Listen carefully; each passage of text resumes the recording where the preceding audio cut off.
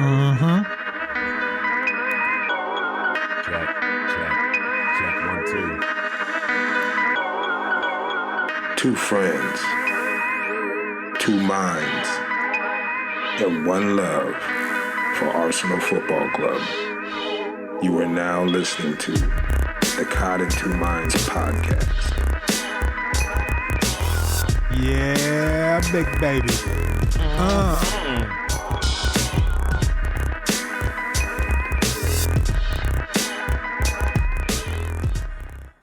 What up, Fitty? What up? What's going on, dog? Not too much. Real chill, Started Uber last week, Ooh, he on that Uber now, huh? Yep, Uber and Lyft. Just getting my feet wet. Real whack so far, Double dipping. Okay, it's whack. Yeah. Nah, it's cool. I made pretty good money for not really knowing what I'm doing. Trying to flip flop back in between the two apps and cruising around here. Yeah. I did a pretty good job. I worked late on Saturday, and so just dealing with drunk cowboys. Right. Shit like that. How do, Bunny? Hey! You're the nicest black man I've ever met. Now take me to the strip club. Right. You know what I mean? The big rodeo was here. It's been here for a long time, and it's apparently it's huge. And I need to get with the times because, cowboys everywhere, excited. Cows getting sold. Roping contest. Yeah, I bought me 3 head today. 3 head. Yeah. Some little 12-year-old girl, I guess she raised the cow. You know what I mean? Whatever that means. But, this sounds like she... 4-H club. It sounds like she just fed the cow, and he got big, and he was beautiful. He was orange, and somebody bought the cow for $240,000. So... Damn. Hats off to Becky Lou or whatever her name is, Yeah, it's good stuff. But That's a stud bull. It's a bull. Yeah, man, Google it, okay? I'm not going to get into the specifics, okay? I mean, they buy it. They spend that kind of money because he going to go around and just like nut all over the place and make baby cows. So, well, I didn't really see any horns, Fitty. It looked like a cow to me. It really did.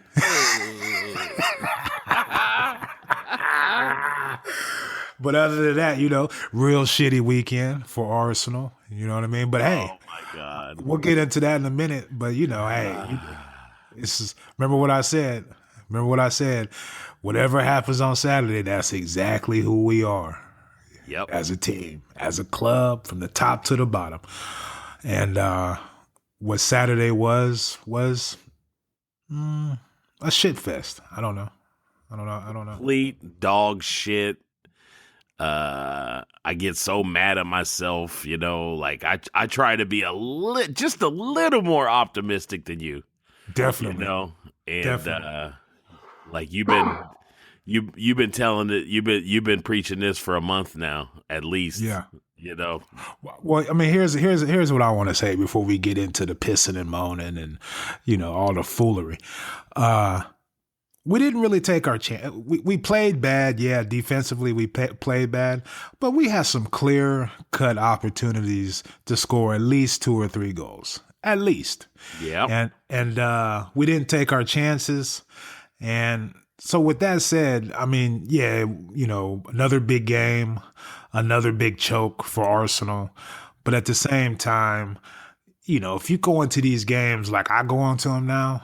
You're not surprised. You're not really disappointed. The sky is not falling. It's just, standard operating procedures. This is what we do. Yeah. And, but I mean, people are going crazy and they're, acting like, the fucking zombies are coming, but it's not that big of a deal. This is what happens all the time. It's like get used. Like we should be used to this. Is the whole thing. Yeah. So There's no real reason for any venom or any. Oh my gosh, I can't. Come on. You talking about taking the chances. We the few couple little chances. Oh, we almost squeaked one in, but Courtois made a great save, and Courtois one more time, and then you start thinking like, man, I guess Mourinho knew what the fuck he's talking about. He was like, get out of here, Czech. Get out of here. I got Peter Courtois now, or whatever his name is. No, that's good enough. That's good enough. But yeah, I also said that last week too. What I say about Spina? I said he's pushing Czech. He's pushing him. Yep. That last goal Czech gave in was just excuse me, was awful. Just lackluster defensively. The whole back line. I'm starting to, when you really start looking, Mustafi, he started out great, but, actually I'm not going to get on him. It was just an all around bad performance. What about the starting lineups?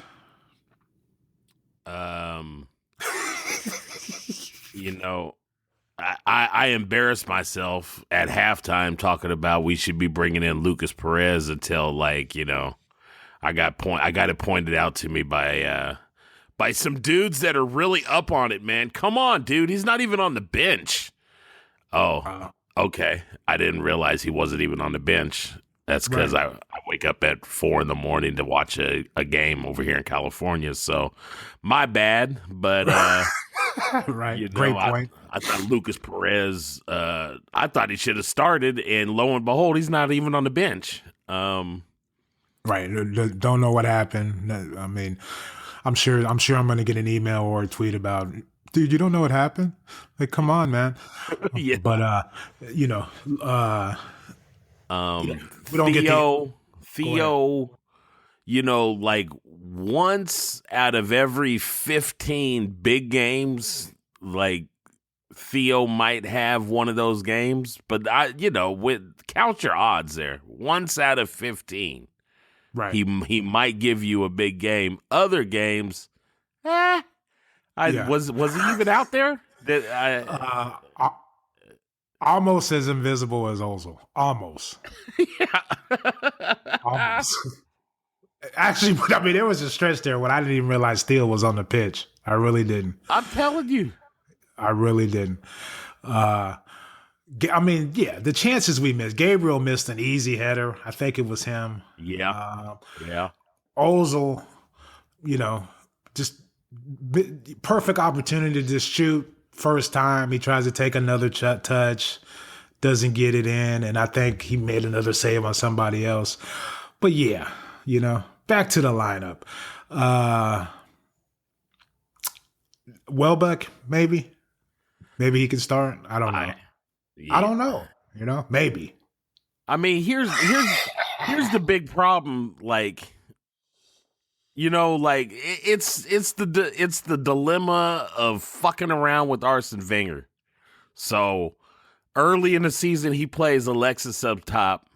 Alexis does some scoring, but you know what? I mean, Alexis is going to kind of, wherever you put him on the pitch, he's going to try to make something happen. So if he scores some goals from that position, it doesn't mean problem solved. It does not mean problem solved.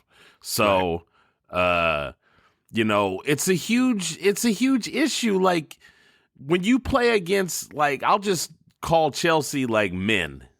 When you play against men and then you put a little guy up top, like who's your target?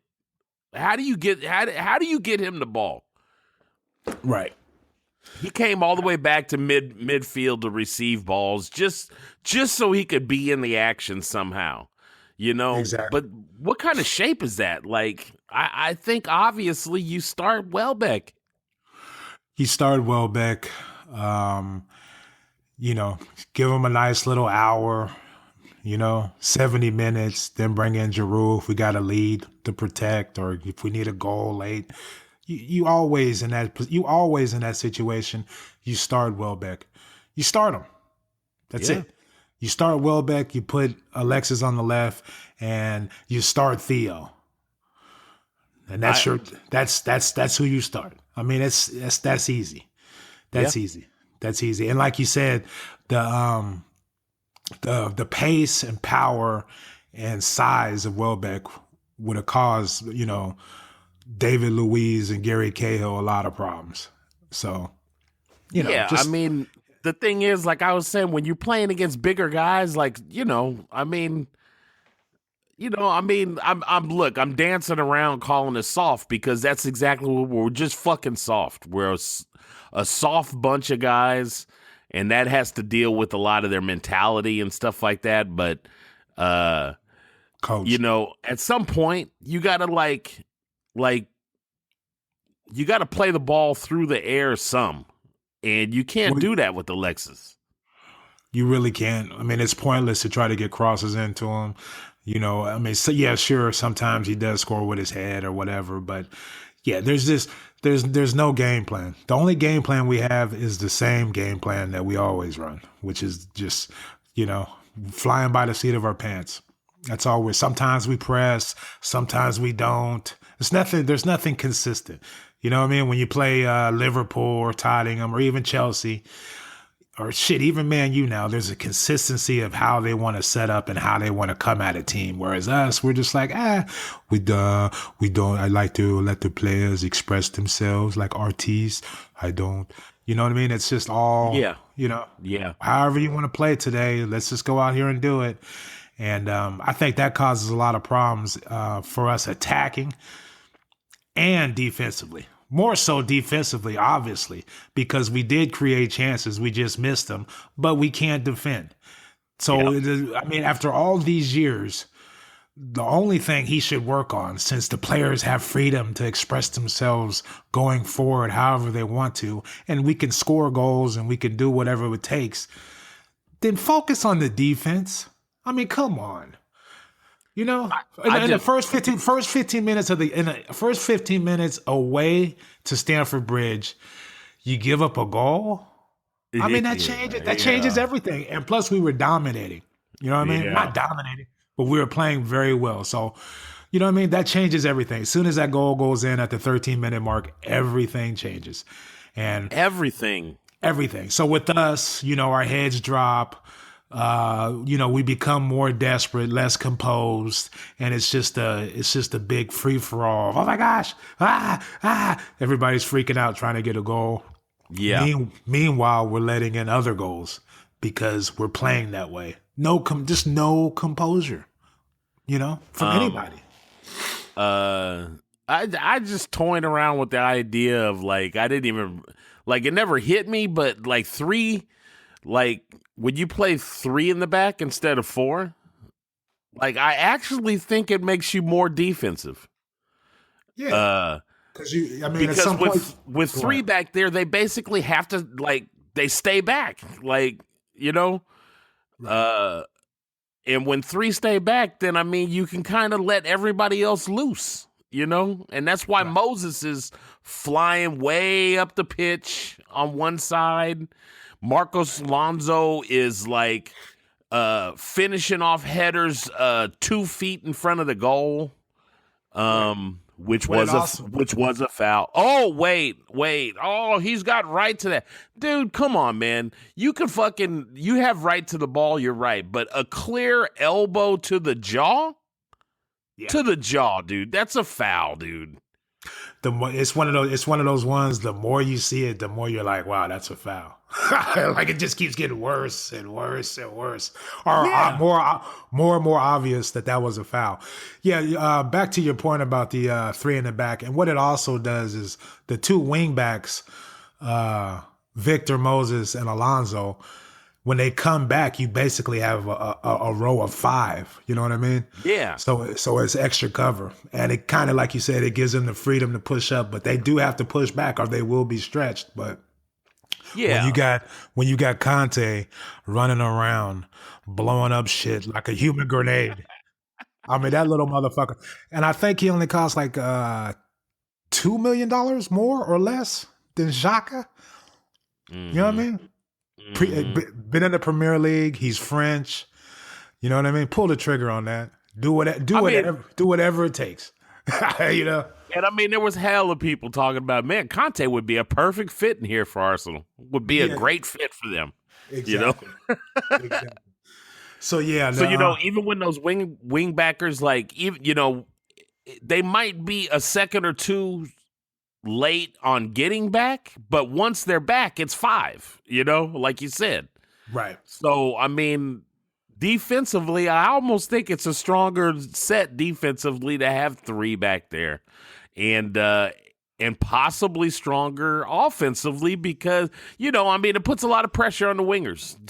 They got to do a lot of running and shit. But I mean, hey, this is the Premiership. I mean, fools run like crazy in this league. Like, yeah, no, yeah, it's clearly like the new thing. You know, a lot of teams are trying to deploy that formation. If for anything, just to switch things up or just to game plan tactically against your opponent. You know what I mean? You know, that's what good coaches do. You know what I mean? You switch it up, you watch film, you plan, you know, speaking of good coaching, Belichick, the adjustments he made at halftime. You know what I mean? Man. Defensively. Yeah. You know, I mean, can you imagine if that was Wenger in that situation? I know it's a completely different sport, but it would have just been over. It would have just been chaos everywhere. Yeah. And one of the things Belichick said to one of the reporters was, he's all, you know, you got any adjustments you're going to make at halftime? He's like, no, if you wait till halftime, the game's going to be over. We've been making adjustments all first half. Right. You know what I mean? He's a savage. Meanwhile, they're getting blown out by whatever it was, 28 points. But he's still like trying to switch shit and just trying to put the pieces to the puzzle together. He's trying to figure out, and he did. We don't have that. We don't have that at all. We do the same thing over and over and over again, and that's fine. Because you know why? He's done so much for the club. We've had the invincible. You know what I mean? 6 FA Cups, 3 titles, and three titles in 20 years. You know, he's done so much. You can't criticize or say anything. But at some point, a good coach becomes not a good coach anymore. It just happens. Like Thierry Henry can't play forever. Right, you know what I mean? Right. Actually, he might be able to. He probably can come in and get us like 10 or 12.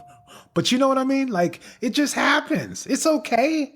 It's the fucking stages of life. It just he has to go. He has to go. I've been on the fence. I've been on the fence for a while. Sometimes I'm like, yeah, but look, yeah, and then sometimes I'm mad. There's no doubt, dude. I mean, I hate to be the one. I hate to be to start siding with the people like, you know, Wenger out, but he has to go, dude. Like, the mentality of this team is soft. It's shattered. I really think we're gonna have a tough time keeping fucking Alexis and maybe Ozil, but I think Alexis is gone. Yeah, I think so too. But I mean, just the fact that we can't even nail these 2 down to a contract extension, just that alone, doesn't that say everything? Yes. Like the 2 best players on your team are like, well, I don't know. You know what I mean? Yeah. That says a lot. And like I said earlier, or a few weeks ago, and even the coach is like, well, right. I'll play. You know what I mean? I'll play out my contract, and then we'll see what's going on. It's like either way, we're screwed, dude. He's playing a sick game with us. But listen to this. He has done so much for the club. He is tremendous. He's been a great manager. I love him.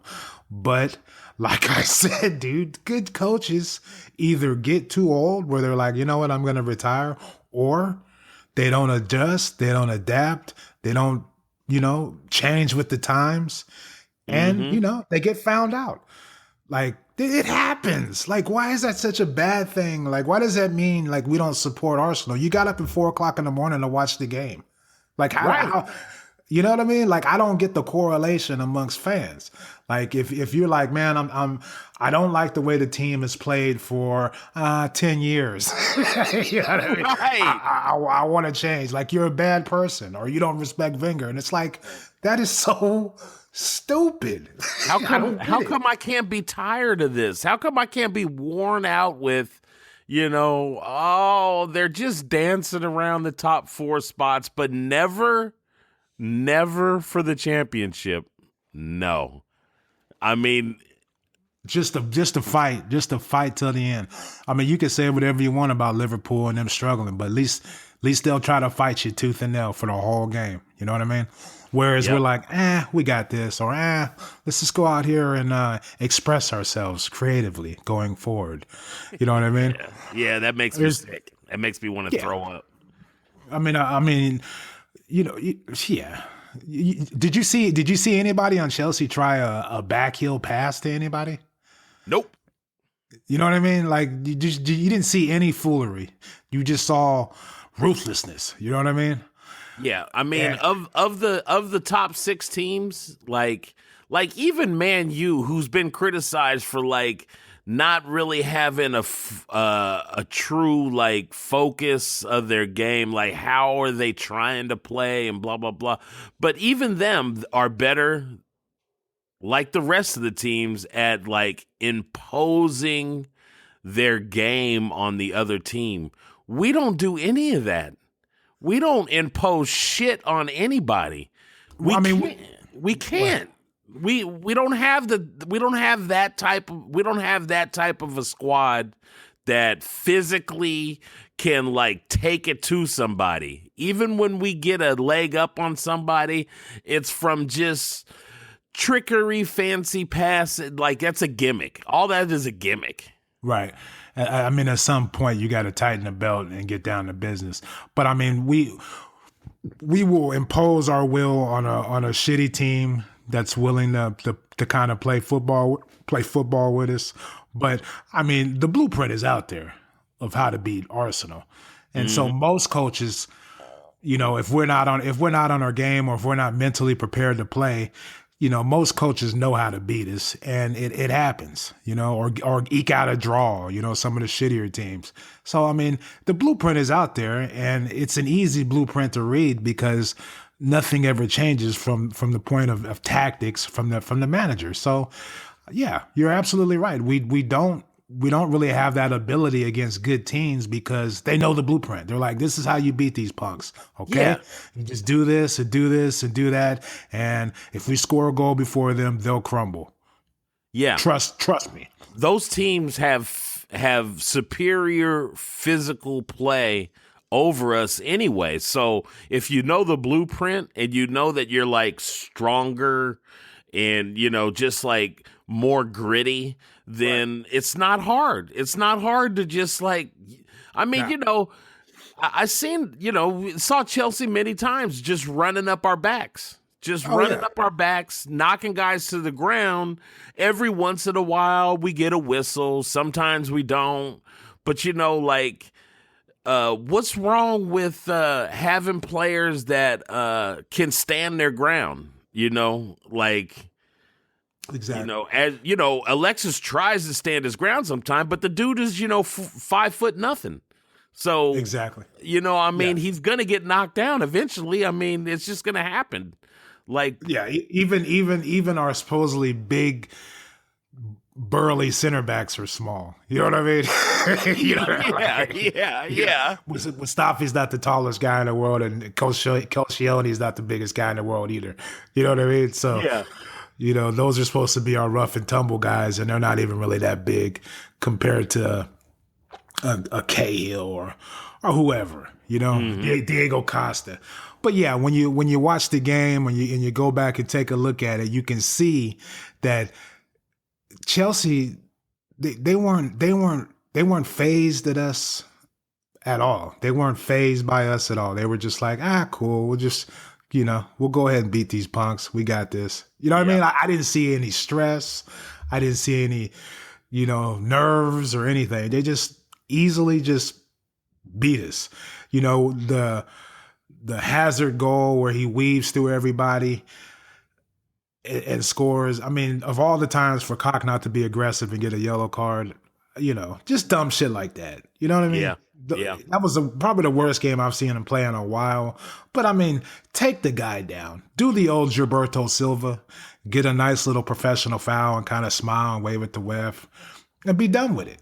Yep. So it's just little things like that, and he's played enough to know that you have to take a foul there. I mean, you've already tried to foul him. You might as well finish the job, Yeah.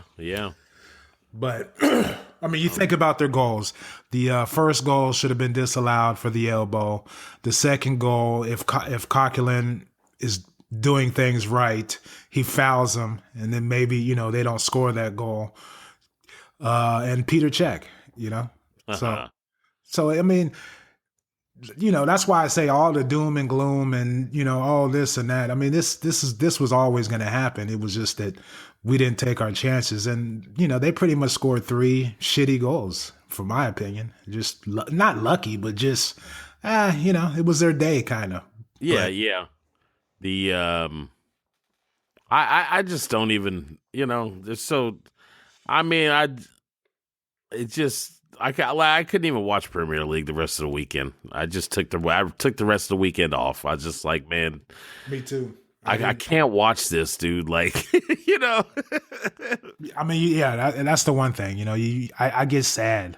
And I hate to say it, even though I knew we were gonna lose at Chelsea. Oh my gosh, that's why we lost.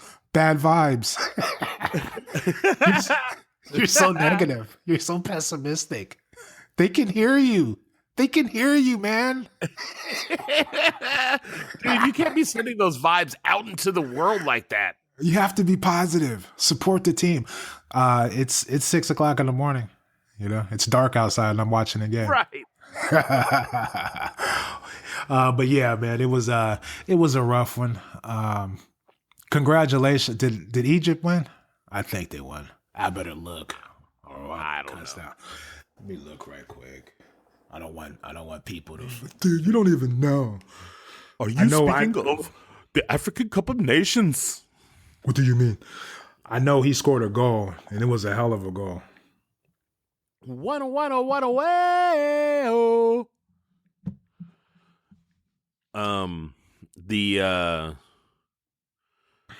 Yeah, I mean, Oh wow, they must have came back. Cameroon came back? Yeah, Cameroon beat Egypt. I was getting ready to say congratulations to El Nini for winning the African Cup of Nations. Dude, I've got a buddy, right? So he goes down there and he tapes all the semifinal and the final, dude, down there in Africa, man. It's amazing, man. There's zebras and giraffes walking around and shit. That's your favorite. I like the chefs though. The chefs.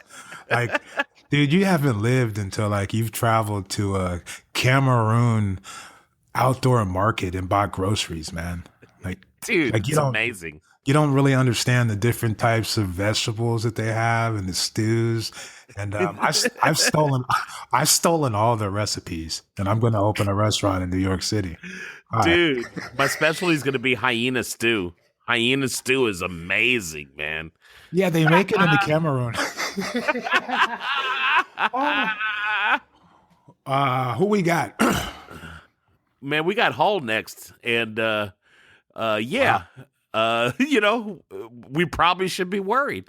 Hull's been playing great lately. Yeah, they got a new little coach. Don't know his name, but he looks like a fiery little bastard. You know what I mean? Real feisty. Yeah. And I bet you he's throwing hair dryers. I bet you he is. Yeah, kicking boots at people, throwing hair dryers. You know what I mean? But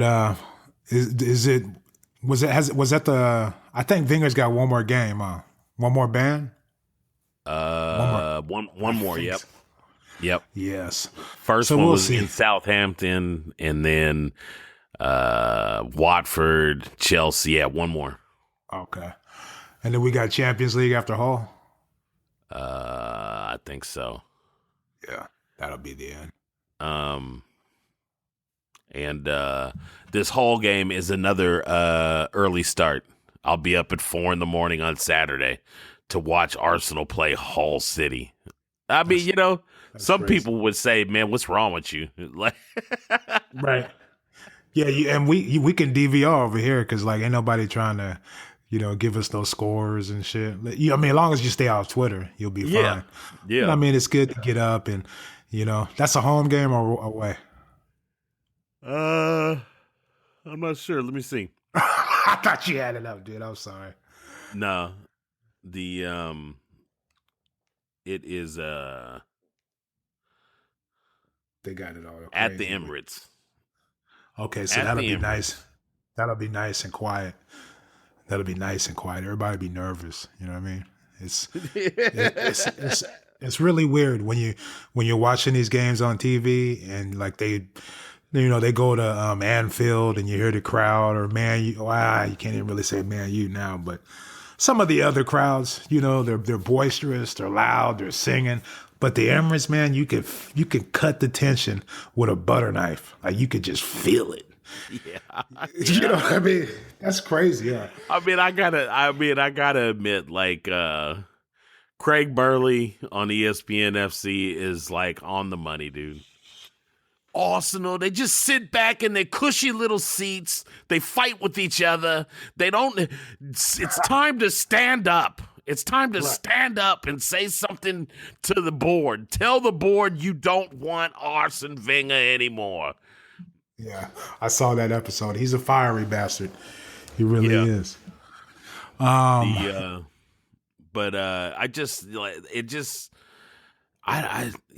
sometimes you just got to blow the whole thing up, blow it all up, go a whole new direction, new manager, get a new gaffer in there, change your mentality, your style of play. There is one thing I was going to say though, that I'm a little worried about. Like, part of why Wenger's still there is because he's so perfect for Kroenke.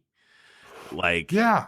That's Kroenke it. doesn't want to spend a lot of money, and Wenger is willing to follow the rules and not push them.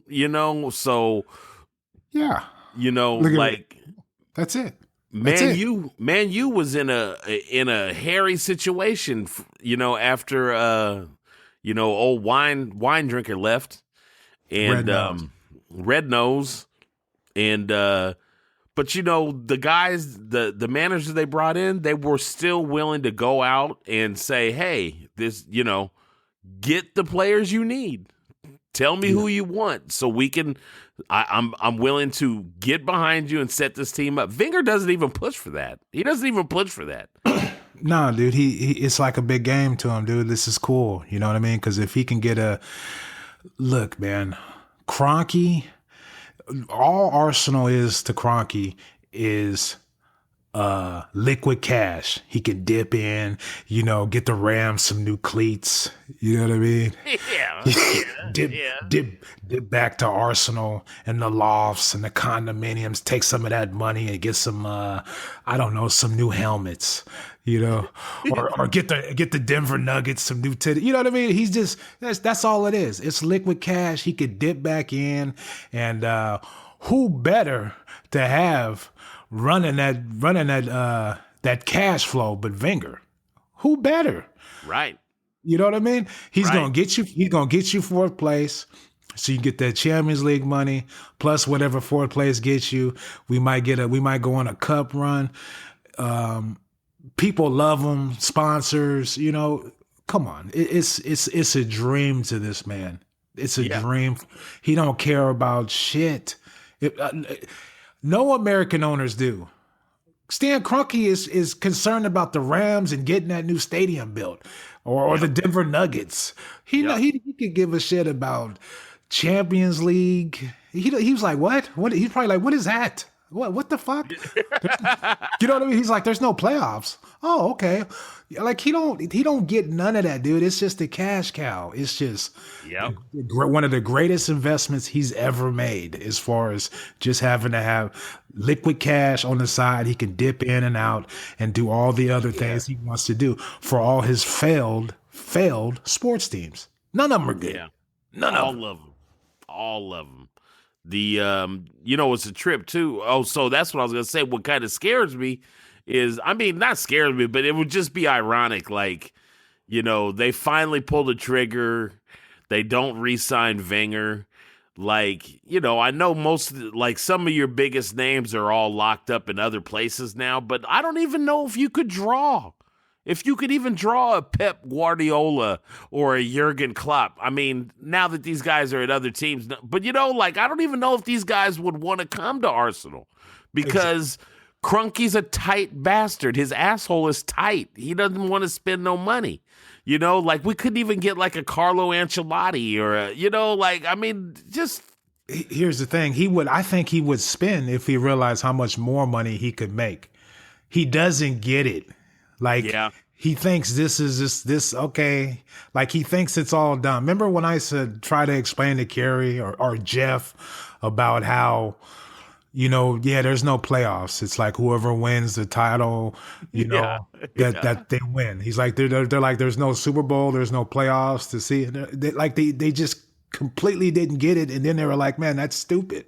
You know what I mean? And I'm just guessing, like, he's like the same way, dude. None of that shit matters. It's paper. It's cash. That's all it is. And if I'm the owner and I have that mentality, then I'm gonna be like this. I'm gonna be like, hey, at least put some pressure on him. Like, especially if I have an opportunity to make more money. If we win Champions League, how much more millions do we get? Okay, you better win that shit. Do whatever it takes. Or look, if we don't finish, how much more money does third or second place get over fourth place in the Premiership? Okay, I want, you know what I mean? Put pressure on him at least. Yeah. But he don't even say nothing. That's how, I commend Wenger for the fact that he's got the whole world of Arsenal right by the balls. Like, he's got everybody by the balls because he's the only one who knows shit as far as football and how to do shit, how to mow the lawn. I was mowing the lawn yesterday.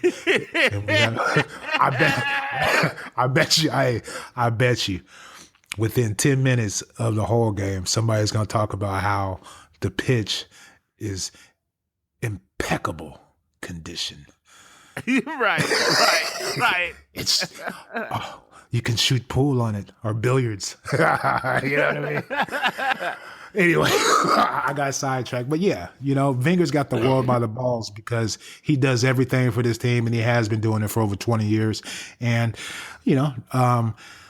if you're Ivan Gazidis, you're going to be like, well, what can I really say to this guy? I don't even know what a fucking right back is.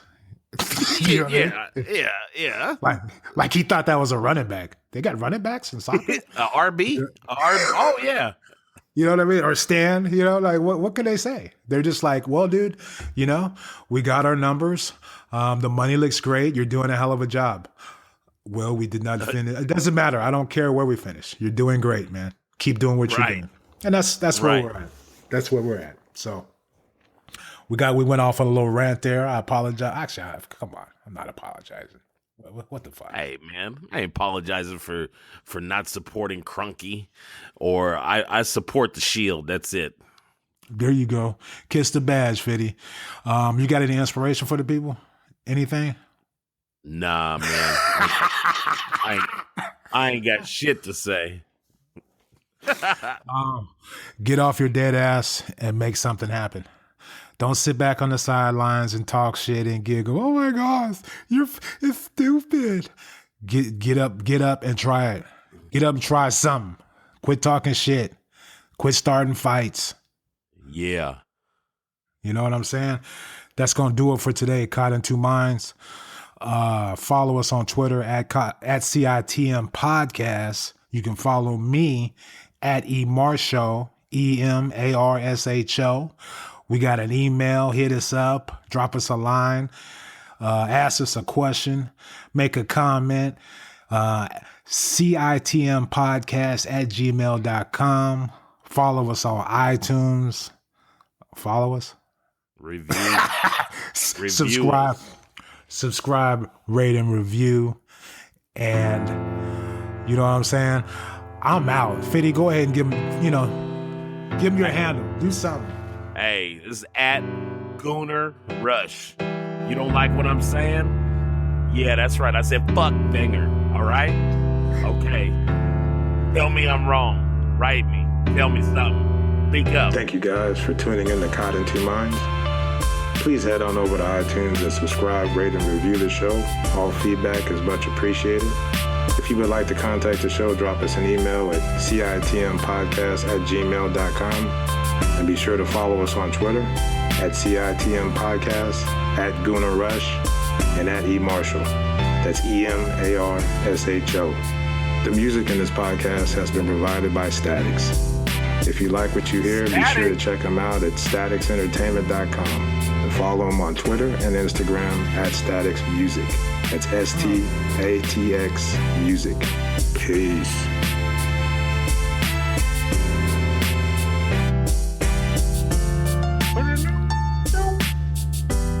Caught in Two Minds podcast. Peep game. So good.